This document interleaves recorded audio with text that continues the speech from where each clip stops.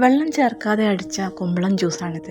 ഇതിൻ്റെ കൂടെ 1-2 ഇൻഗ്രീഡിയൻസ് വേറെ ചേർത്തിട്ടുണ്ട്. ഇത് അടിക്കുവാൻ വേണ്ടിയിട്ട് ഞാനൊരു 250 ഗ്രാം ഇളവനാണ് എടുത്തിട്ടുള്ളത്. ഇതിനോടൊപ്പം തന്നെ ഒരു 3-4 നെല്ലിക്ക എടുക്കാം. കൂടാതെ ഒരു നാരങ്ങയുടെ നീരും നമുക്കിതിന് ആവശ്യമാണ്. ഇവയെല്ലാം തൊലിയും കുരുവും കളഞ്ഞ് ഒരു മിക്സിയുടെ ജാറിലിട്ട് നല്ല രീതിയിലൊന്ന് ജ്യൂസാക്കി എടുക്കുക. അത് നമുക്ക് രാവിലെ വെറും വയറ്റിൽ തന്നെ കഴിക്കാവുന്നതാണ്. ഇത് കുടിച്ചതിന് ശേഷം ഒരു 3/4 മണിക്കൂറോളം നമ്മൾ യാതൊരു തരത്തിലുള്ള ഫുഡും കഴിക്കരുത്. ഇനി ഇതിൻ്റെ ഗുണങ്ങൾ നോക്കാം.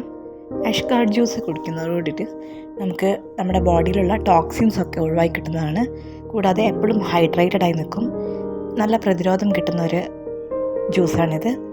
കൂടാതെ നമ്മുടെ ബ്ലഡ് ഷുഗർ ലെവൽ അത് മെയിൻറ്റെയിൻ ചെയ്യും. നല്ല ഗ്ലോയിങ് സ്കിന്ന് കിട്ടാൻ വേണ്ടിയിട്ടും അതുപോലെ റിങ്കിൾസ് ഫ്രീ ആയിട്ട് ഫേസ് ഇരിക്കാൻ വേണ്ടിയിട്ടും കൂടുതൽ ആൻറ്റി ഓക്സിഡൻസും വൈറ്റമിൻസും ഇതിൽ അടങ്ങിയിട്ടുണ്ട്. ദഹന വ്യവസ്ഥ സുഖകരമാക്കുവാനും അതുമൂലം നല്ല ശോധന ലഭിക്കുവാനും ഇത് സഹായിക്കും. അതുകൊണ്ട് തന്നെ ഈ ശരീരഭാരം കുറയ്ക്കുവാൻ ആഗ്രഹിക്കുന്നവർക്ക് ഇതൊരു വരദാനമായിട്ടുള്ളൊരു ഡ്രിങ്കാണ്.